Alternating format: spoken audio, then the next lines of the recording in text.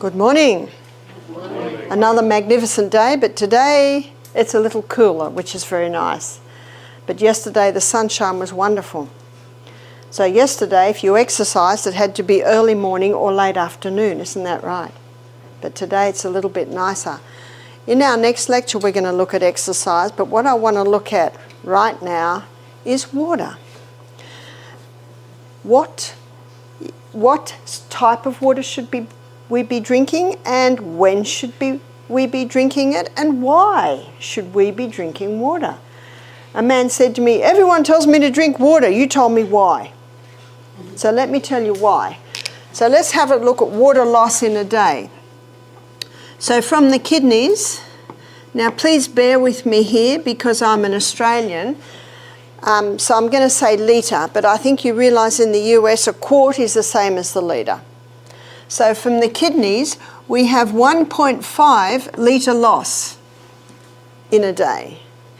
From the colon we have 0.3 of a litre loss in the day.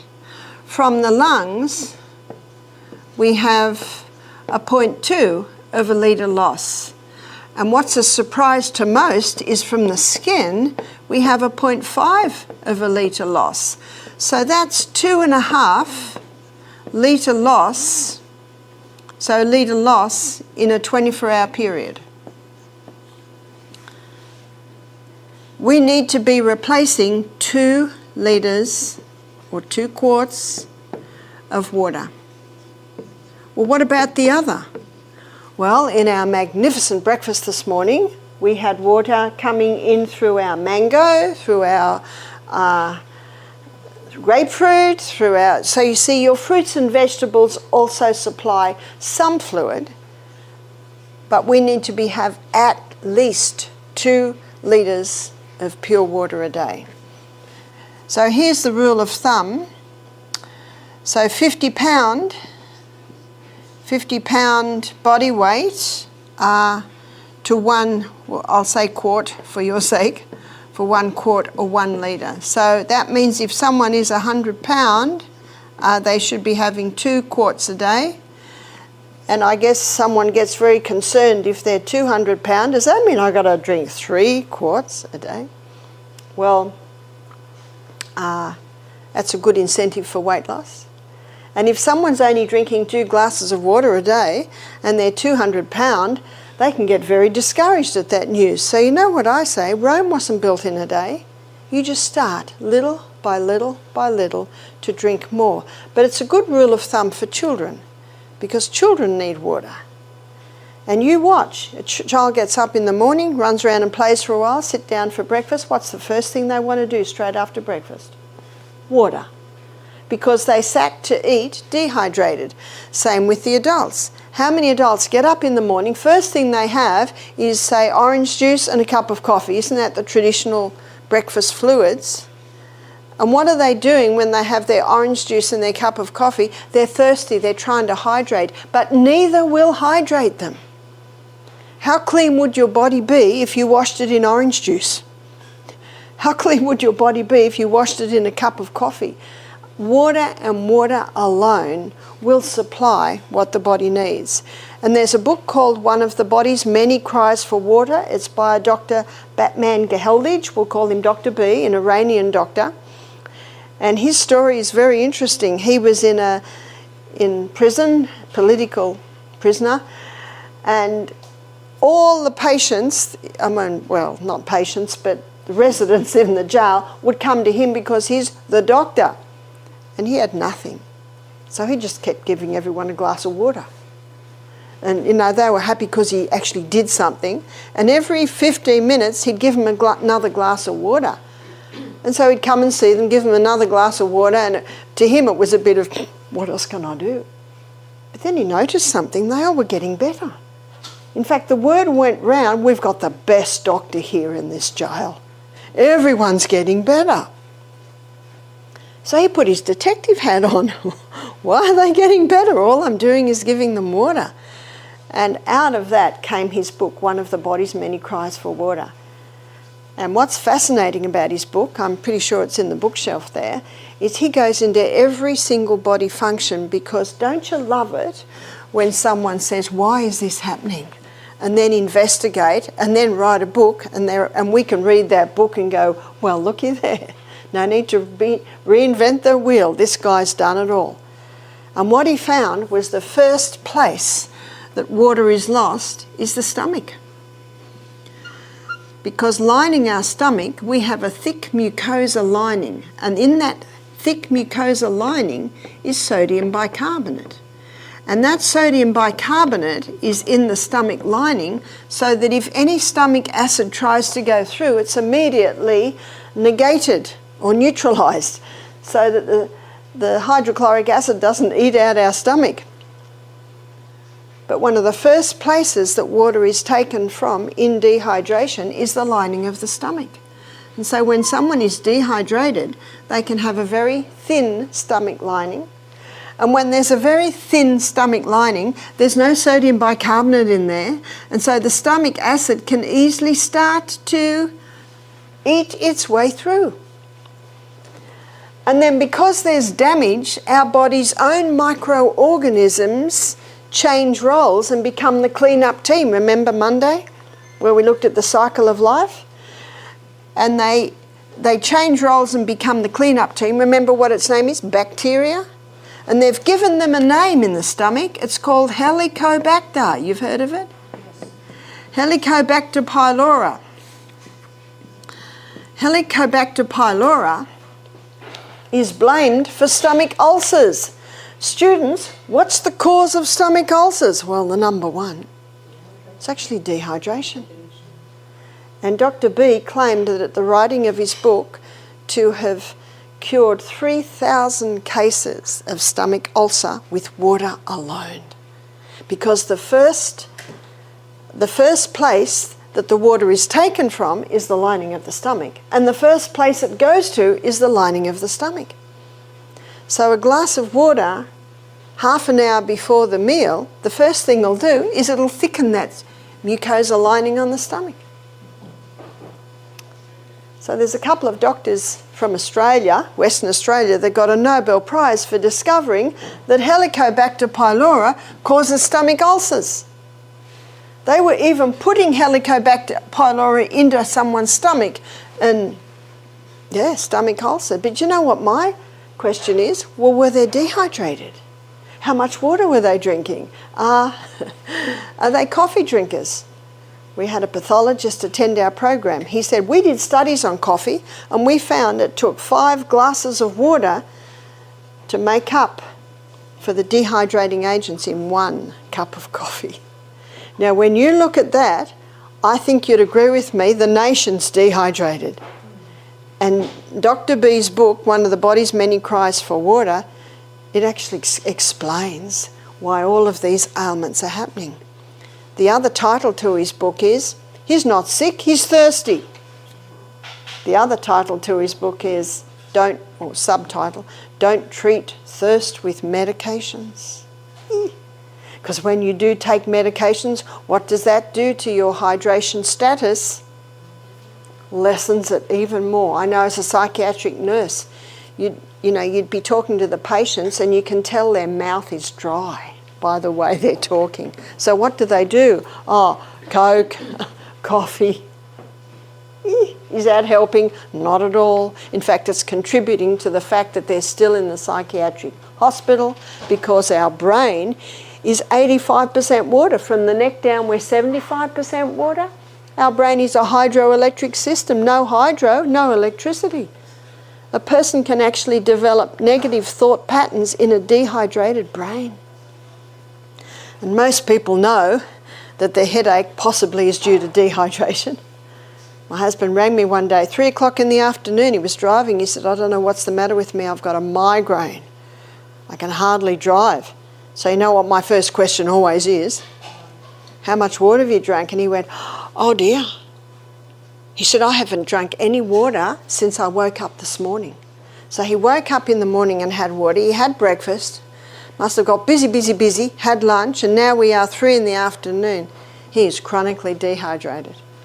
So I said to him, please don't drink a whole glass of water. Please just have half a glass of water. A few minutes later, another half glass of water. A few minutes later, let it little by little by little go in. He said after the first glass, the migraine went to a headache, and after the second glass, the headache went to a dull ache, and after the third glass, he had no headache.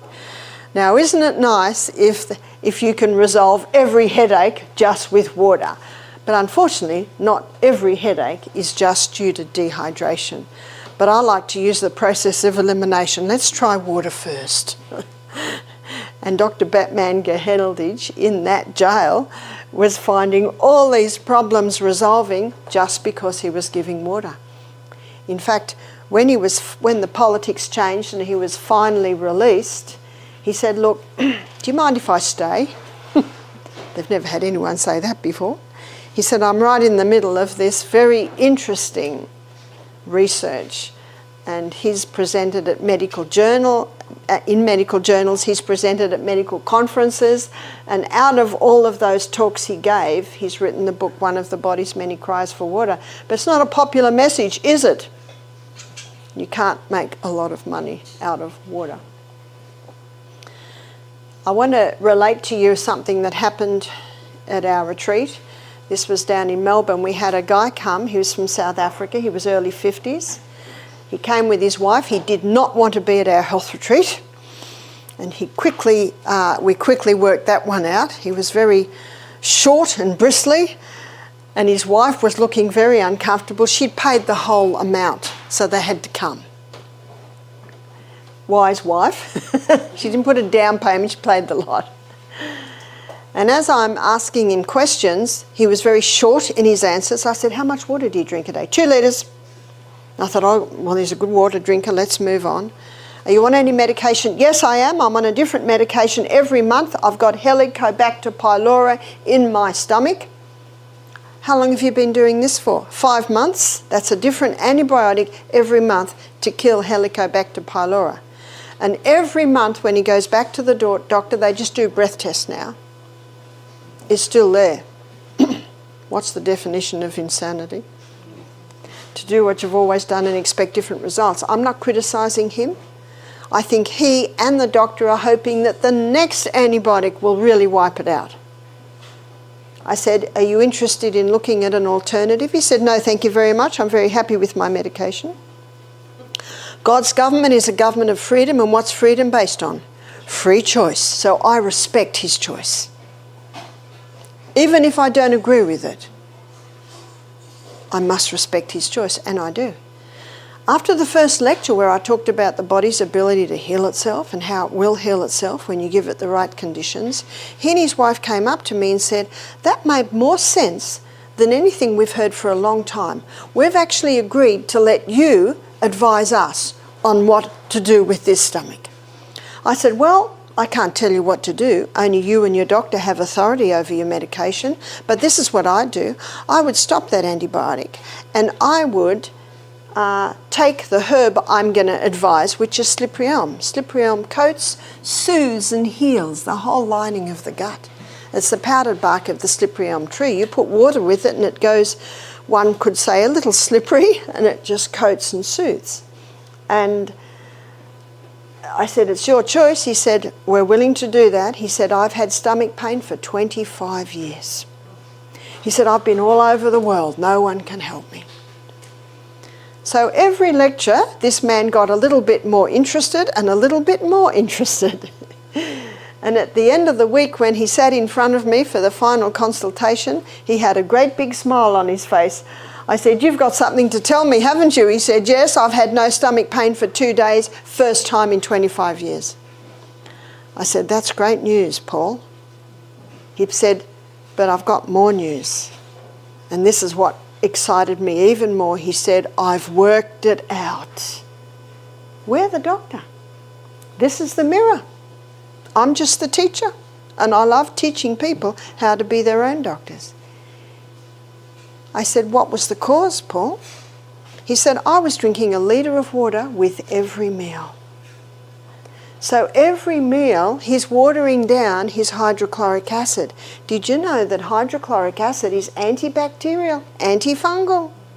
So if your hydrochloric acid's strong, Helicobacter pylori can't survive in the stomach because hydrochloric acid is antibacterial. Interesting. I want to show you what's happening, and he's drinking nothing between meals. So every meal when he sat to 8, he's dehydrated, no stomach lining. So let's have a look at what's happening.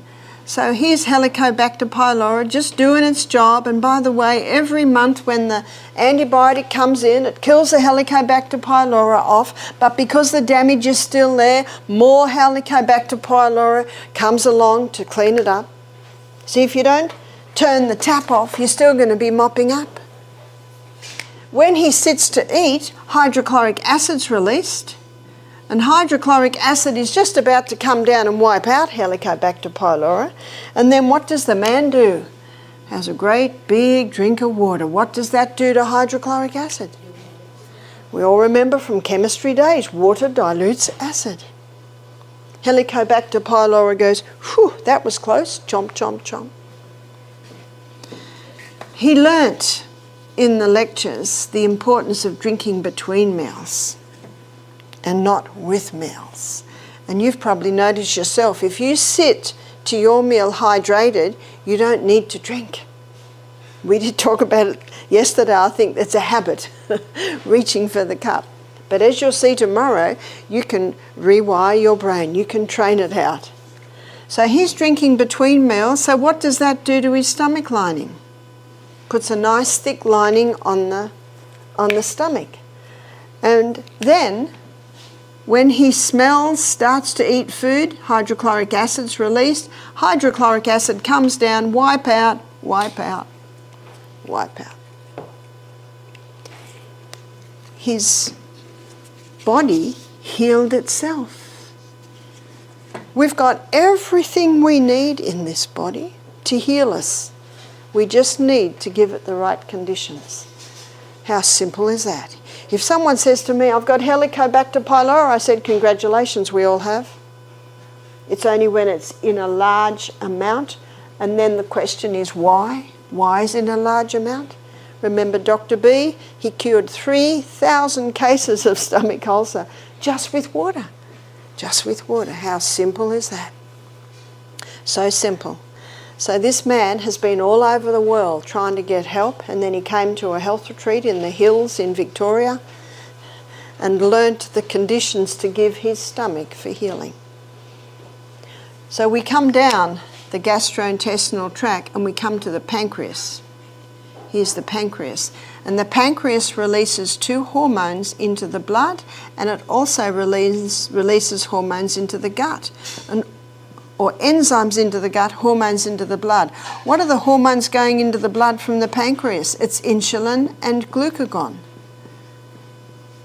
Both of these hormones require a large amount of water to be able to be made properly. So if someone's dehydrated, can you see that can contribute to diabetes?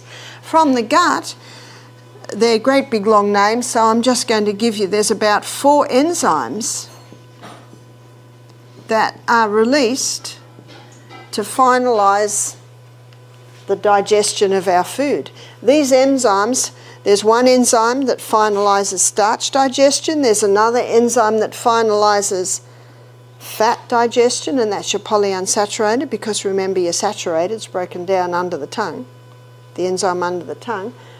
And there are two enzymes that finalise protein digestion, and that's why when someone has pancreatic cancer, they often die very quickly, and they die of malnutrition because the pancreas can't release those enzymes to finalise digestion. And if digestion's not finalised, the food can't get out of the gut and into the blood.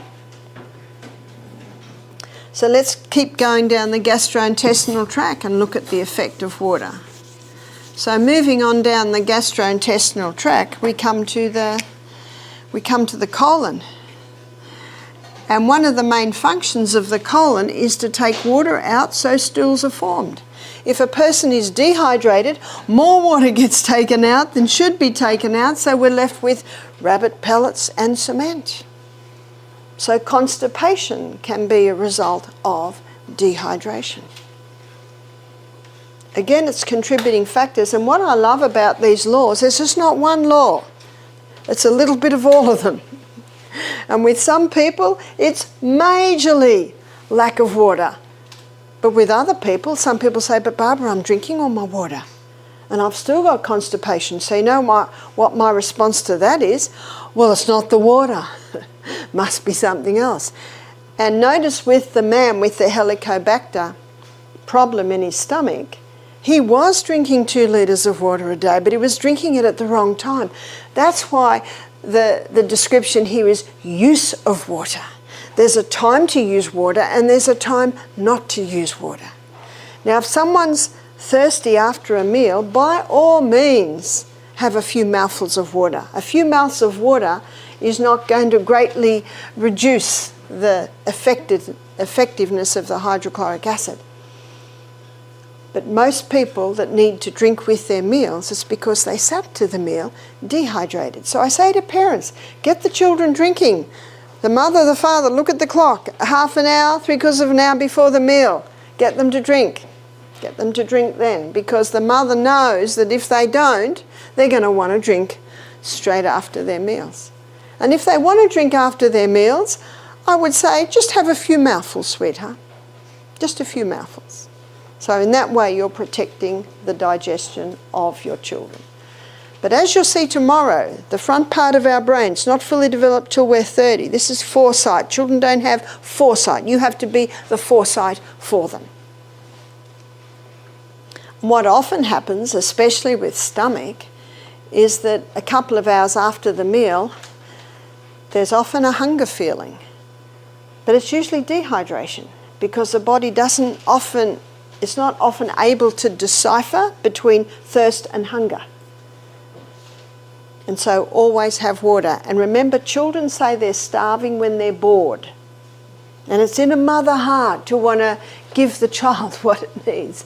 You see, it's a hard thing for a mother to go from here in giving the baby every single requirement to coming to be a toddler and starting to encourage the child to think for themselves a little bit and not give them every single thing they desire. So I would say to my children, oh, it's time for water. Must be one of the body's many cries for water. Time for water. I don't want water. Oh, I'm so sorry, sweetheart. Because if you don't drink water, you can't have lunch. Your choice. See, put the choice back on them. Choice back on them. And then when everyone's sitting to lunch and they're not there, oh, I'm hungry. I know, sweetheart. See, you're always very kind. So if you drink this water now, I'll let you have your lunch in 15 minutes. You know, often you only have to do that once or twice and they get the message. Drink water. It's good for them to have their little bottle, and then you can see. And often, I know with my little granddaughter, when I was staying there, I'd say, okay, when you get down to there, your tummy will be ready for lunch. And they love goals. Children love goals. So they're drinking and they're looking at drinking, you know, it's achieving something. Let them achieve something. I had a lady say to me one day, she said, oh, Barbara, you must spoil your grandchildren. I just smiled sweetly because I knew she wouldn't like my answer. So she pushed me. I said, no. What does spoil mean? Ruin something beautiful. Our grandchildren love coming to Misty. Do you know what they do all day? Play in the creek. Play in the creek. Sometimes I come home and there's piles of clothes. They've all fallen in the creek. And if they're muddy, I give them the hose and a scrubbing brush. Sorry, sweetheart, can't put that one in the washing machine. So you're never angry. It's anger that hurts children. But cause and effect, best way to learn. I just go to the second-hand shop, or you call it the thrift store, and get all these clothes. So we've got lots of clothes, so it doesn't matter if they fall in the creek. So no wonder they love Misty Mountain, because they're free. If we lived here, that's where they'd be all day, down that creek. Down that creek. So children, you know, often they're just smothered. They're smothered, and they're They're the unhappy children. Some people say to me, but Barbara, if I drink water, I'm just running to the bathroom all day. And some people say, but Barbara, if I drink water, my legs swell. Do you know what that tells me? The water is not getting inside the cell. The cell is surrounded by what's called a bilayered membrane. This is a double-layered membrane. And the water needs help to get into the cell. So how do we help the water get into the cell? There are 4 vital elements needed for life. Let's look at the 4 vitals. These 4 vital elements needed for life indicate what we need. Number 1 is oxygen. Now that's not a surprise. Oxygen's the most vital element needed for life. Number 2 is water, and that's not a surprise. But what's a surprise to most people is the 3rd vital element needed for life is sodium. You think about it, we're salty people. Our tears are salty, our blood's salty. Baby swims in utero in salt water. Dr. Jacques de Langry, he's written a whole book on salt. It's called Sea Salt's Hidden Powers. And he calls our internal fluids our internal ocean. Seawater. Let's have a look at the largest concentration of sodium we find in seawater. It has 92 minerals. And I did mention this the other day, so we'll recap. So 30% of those 92 minerals is sodium, and 50% is chloride, approximately. And because these are they're the minerals in the largest amount, what man does is he scoops off the sodium chloride crystals, bleaches it white, puts aluminium with it, and comes up with table salt. And unfortunately, sometimes it's called sea salt. So be careful when they see sea salt. Sea salt contains how many minerals? 2.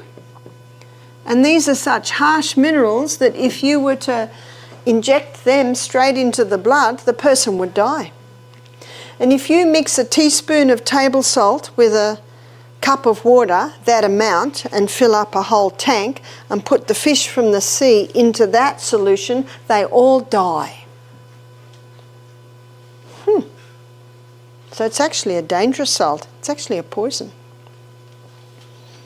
And when it goes into the body thinks it's getting all of those minerals, but it's not. It's just getting 2. And it causes an imbalance in and out of the cell.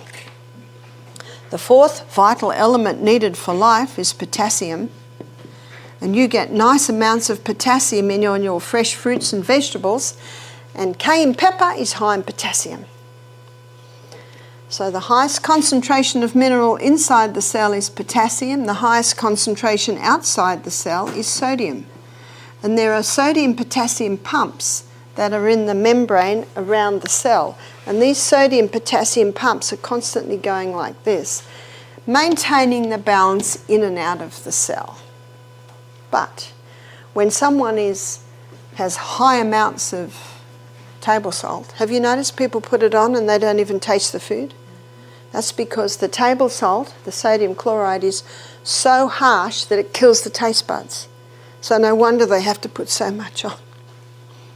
Kills the taste buds. But the salt that we use is Celtic. And the Celtic salt, and it's called the Celtic salt because it's hand harvested by the traditional Celtic method. It's in Brittany, in France, 4.5 million acres of these beautiful salt flats where it's a hand harvested sea salt. Please don't balk that it's a bit more money than others because you're looking at a traditional hand-harvested sea salt. So the Celtic salt, it contains 82 minerals. How come not 92? Some are in such pico proportions, barely measurable, that it's inevitable that a few are lost. See, these 2 minerals are so harsh, they need all the other minerals to soften them or buffer them. And one of the values of the Celtic salt is that it contains 3 magnesiums. And that's why it's so moist, because magnesium is a water-hungry molecule. And that's why the true Celtic salt will always be wet. Have you noticed how wet it is? That's because it's got 3 magnesiums. And those magnesiums are helping to hold the other minerals in suspension inside the crystals. Even to the point that in parts per million amounts, there's even iodine in there. Iodine. When the seas crashes, the iodine goes into suspension and floats across and lands on the land. And that's why vegetables and fruits that are grown in coastal areas, they do have traces of iodine in them. But the hand-harvested sea salt that is usually dried quite quickly, because as I mentioned the other day, you've got these peninsulas like this, and you've got all the salt flats are all in the peninsula, and so the wind and the sun rushes past that, and they're dried sometimes in 24 hours and then harvested. And what that does, that helps to retain the iodine in micro amounts in those little crystals. So when you crunch the crystal in your mouth, you're releasing those gases, those mineral gases. We don't need much iodine, but when you have a crystal of Celtic salt with every glass of water and do that crunch before you have your water, you're getting consistent, tiny amounts of iodine, but that's all we need. Because when someone takes iodine, do you know it's out of their body in 20 minutes? And if a person buys iodized salt, that iodine in the iodized salt is not, it's an industrial iodine. But when you open the iodized salt, within 1 hour, it's evaporated. And when you've got iodized salt, what have you got now? 3 minerals. But within about an hour of opening them, even that iodine is evaporated. But the iodine in parts per million, micro amounts that are contained in the Celtic salt in that crystal form. That's why the crystal form is the best. And if you put those lumps, they're lumps of crystals, put it into your cooking even 10 minutes before you serve it. And then they dissolve and go through the cooking. It is the best way to get your minerals. Because of the 3 magnesiums in Celtic salt, one is magnesium sulfate, and that's the Epsom salts.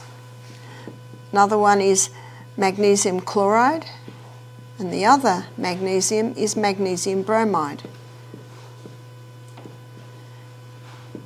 Because of the property of magnesium, that it's a water-hungry molecule, when you put that Celtic salt in your mouth and you crunch it and you release those minerals, the mucous membranes in your mouth absorb the minerals and it's taken to the cell. Then you have your water. The magnesium pulls the water inside the cell. It's the quickest way to hydrate a body. So when someone says they don't drink water because they've got to go to the bathroom all day, I'd like to suggest it's because they're missing the mineralized salts. And if someone says, but I drink water, my legs swell, all that water is extracellular, not intracellular. Something else happens. When that water is pulled inside the cell, there's a little motor inside the cell membrane, and when the water rushes through the membrane, it causes that little motor to spin, which gives us a unit of energy. Isn't it incredible what they know about the inside workings of the cell? So when everyone at work is going to have a cigarette outside and a cup of coffee to get some energy, all you have to do is find a tree, breathe in and out through your nose, have the Celtic salt, the glass of water, and you'll go in charged. Maybe take your shoes off and walk around the tree a few times. I wouldn't do that if there were dog droppings. Hopefully there's a park that's a bit clean where you are. When I was in Germany, I was in a little town called Bad Orb. Apparently bad means bath. And they had Kneipp water cures there, and you could do a Kneipp barefoot 4.5 kilometre walk. Oh, it was such fun because the grass was just beautiful. And we walked on gravel, then we walked on sand, then we walked on the grass, and there was a little creek, and we'd walk through the creek, freezing cold. And then there were ropes where you could hold on as you're walking through the creek, and then we went up a hill. That was my 4.5 kilometre Knipe barefoot walk. That was a lot of fun. It was winter. Well, it wasn't winter, but in Germany it was cold. So we were well dressed, but because you're moving all the time and you're going on different things, it just massages the bottom of your feet. You know, these Knipe water cures, they've been lost, haven't they? It's time to revive these simple water ones. And have you had your water lecture with, water therapy lecture with Vanessa? Yes. Fascinating, isn't it? Just the simple things that you can do. So when a person is having a lot of the table salt and they're too busy to eat their fruits and vegetables, so much fast food, it lacks the minerals. What's happening to potassium inside the cell? It's dropping. What's happening to sodium outside the cell? It's actually getting too high. And there is a small amount of sodium inside the cell, but what happens with osmosis and diffusion is the highest concentration merges into the lower. The potassium and sodium pumps aren't able to manage, and so sodium levels inside the cell, they go too high. And that causes the cell to swell. What's that called? High blood pressure. The doctor's right. Table salt will get the blood pressure up. But Dr. Jacques de Langry, when he gets a patient with high blood pressure, you know what he puts them on? He puts them on the Celtic salt. Because what that does is that gets a proper balance of fluid in and out of the cell. And how many, in nutrition world today, how many people have gone from overdoing the table salt to no salt? And both extremes are dangerous. And one of the reasons why some television stations won't have me on them is because of my stand on oil and salt. Because the medical message is, if you want to conquer blood pressure, what do you got to do? Stop the oil and the salt. But there's oils and there's oils, as we saw yesterday, and there's salts and there's salts. Lining the gastrointestinal tract are villi.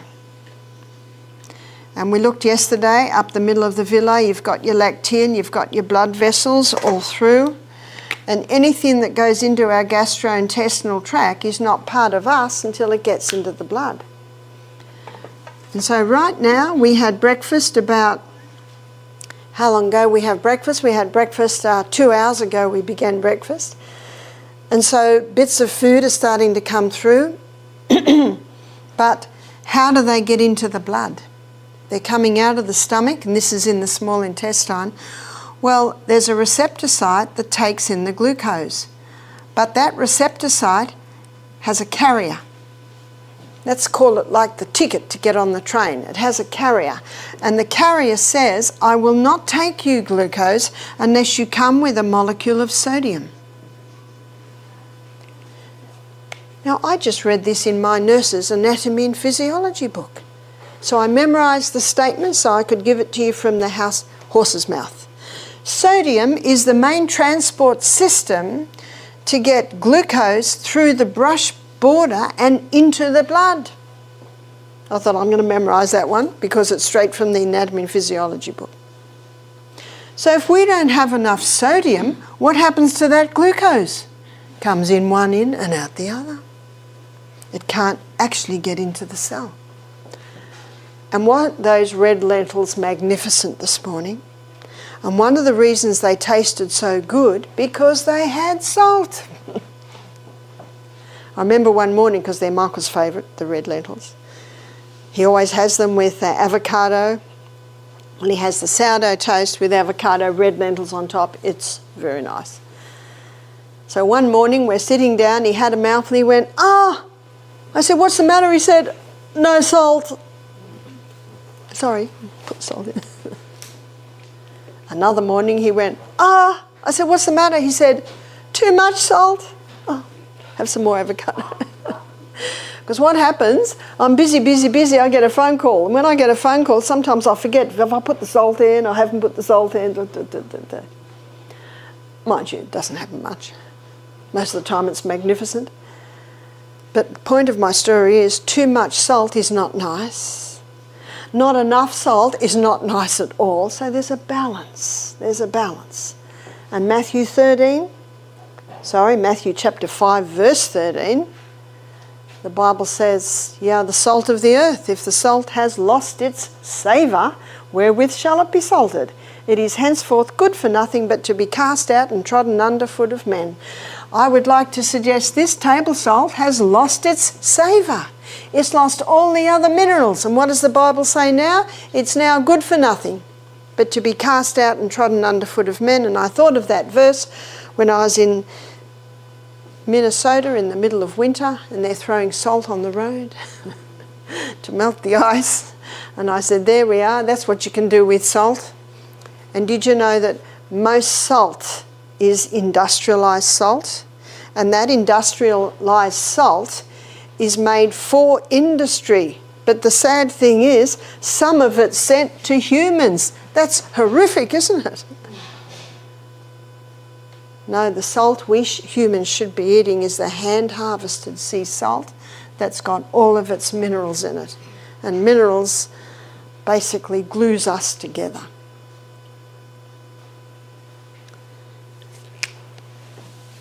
Very important to get the minerals inside the cell. And remember, calcium's called the king, because when calcium gets in, all the other minerals piggyback on the back of calcium. But calcium can't get into the cell by itself. Okay, students, I'm starting to ask you questions. How does calcium get into the cell? Sun, vitamin D. So vitamin D is essential to pull the calcium inside the cell. Glucose. Glucose is the number one fuel used by every cell in the body. How does it get into the cell? Any guesses? Insulin. Insulin's the key that unlocks the door to get the glucose into the cell. And that's how the glucose gets in. But let me give you a scenario of what's happening sadly today with many people. And many are sick through ignorance. They're not drinking enough water because they don't want to keep running to the little house. They're not having the whole salt, so they're lacking magnesium, and the highest source of magnesium is your dark green leafy vegetables, and they're not having their vegetables. So the bit of water they get is not getting in. They're not going out in the sunshine because they believed what the media told them, that the sun's going to give them skin cancer. So they don't go into the sun. So they're vitamin D deficient, so the calcium and the minerals can't get into the cell. And they believed what the media said, that fat is dangerous, so they're on a fat-free diet, always hungry. Did you know that fat gives the feeling of satiation or satisfaction? So when someone's on a fat-free diet, have you noticed they eat all day long? They're hungry all day long. So they're eating too many carbohydrates, because isn't that your quick food? There's your quick food, all the carbohydrates. So they're wearing out their pancreas. Now the pancreas isn't releasing insulin and the glucose can't get into the cell. See, that's why I call this the CBD, the central business district of the human body. So the body looks at this, the water can't get in, the minerals can't get in, the glucose can't get in. And so now the body says, well, looks like we're going to have to do our last resort. Let's just force it into the cell. What's that called? High blood pressure. So high blood pressure can be a result of malnutrition. High blood pressure can be a result of dehydration. High blood pressure can be the result of vitamin D deficiency, of mineral deficiency. See, all the things that can come together to cause high blood pressure. And we've seen people totally turn around high blood pressure. Whereas in the weak we see diabetes really turn around, because basically our blood sugar levels are dependent on the food we're eating. But regarding blood pressure, we don't see a great drop in that just in a week. that sometimes can take a couple of months. A couple of months of implementing the Sustain Me principles and little by little by little bringing normality back in and out of the cell. We had one guy and his name was Henry. He was a retired judge, and he came to our program and he was not interested in changing his medication. He was about, I think, 69. He was a bit overweight, probably carrying about 70-pound excess weight. He was on medication for blood pressure, for blood thinning, for blood cholesterol, for blood sugar, and gout and stomach ulcers. So he was on 6 medications. So we gave him the hawthorn berry tea to drink through the day because of his high blood pressure. He heard the lectures at the end of the week. He said, "Thank you, Barbara." He said, "I very much enjoyed my week. I will take some hawthorn berries home with me and continue." Now he rang me 4 months later. He said, "I'd like to come and visit, get some more hawthorn berries." I said, "Come for lunch, Henry." Now when I opened the door, I did not recognise Henry. He had lost 40 kilos. So the puffiness in his face had gone. He said, "I can do my coat up now." He said, "Sit down, I have some stories for you." He said, "I went to the doctor recently to have my blood pressure taken, and the doctor said, I'll have to get another machine." And he said, "Why?" He said, "Well, your blood pressure, this machine says your blood pressure says it is 120 over 75. He said, "That's not your blood pressure." He said, "It is now." So the doctor took him off his blood pressure medication. The doctor took him off his blood thinning medication because his blood was just perfect. His doctor took him off his cholesterol lowering medication because, well, the doctor even reckoned that the cholesterol was in the right range. He said, "I'm off all my medication." Who took him off? His doctor. Because everything was normal. I think this is an interesting story because this man chose to stay on his medication. There are many that come that say, "I'm going to stop the meds." But I believe that it's far better to get the lifestyle principles in place, and then some medication can be stopped immediately, like your blood thinning and your blood cholesterol, absolutely. But as the lifestyle changes and as the blood pressure comes down, you can ease off the medication. As the blood sugar comes down, you got to ease off the medication. The doctor took him off the medication, otherwise Henry'd start fainting everywhere because his blood pressure would go too low. Remember what the drugs do? They've got a one-set mind. They're robots. I must do, whether you need it or not. He said, "I have no more gout." He said, "I have no more stomach ulcer." And the doctor said, "I don't need the total knee replacement operation anymore because knees don't like that excess weight." Incredible story. I said, "Henry, tell me what you're eating." He said, "I have a big spaghetti bowl every morning of whole grain and fruit and coconut cream." Did you hear that? All that weight loss on coconut cream. I had some sourdough bread with avocado and tomato. He was a bachelor. He said, and then at lunchtime, he said, "I have my main meal about 2. And he said, "And I have salad, I have vegetables, and I have some sort of protein from what you've taught me." He said, "I only have to cook that twice a week and then I freeze it in bits. And I have another slice of sourdough bread with avocado and tomato." And he said, "And I do not eat again till breakfast." He's a very decisive man. That's not a light diet, is it?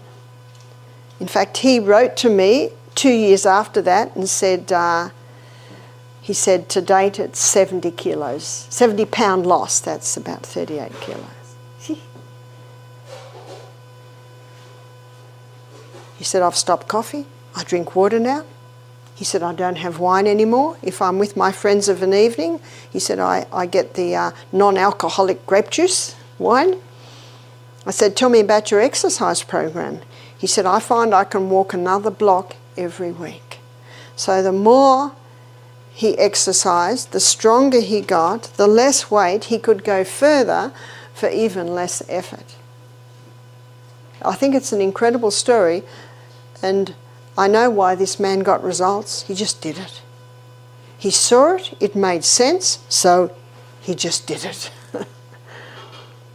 I think, I don't know, but I think he could have actually gone back to the bench. He was retired. But what incredible results. Do you know, we should enjoy our retirements. And how many people don't? How many people are looking forward to the day when they stop work, and how many people go down? So an incredible body that has an inbuilt ability to heal itself. But how important is it to drink water? Use of water. Oops, sorry, wrong colour. Use of water. There's a time to drink water and there's a time not to drink water.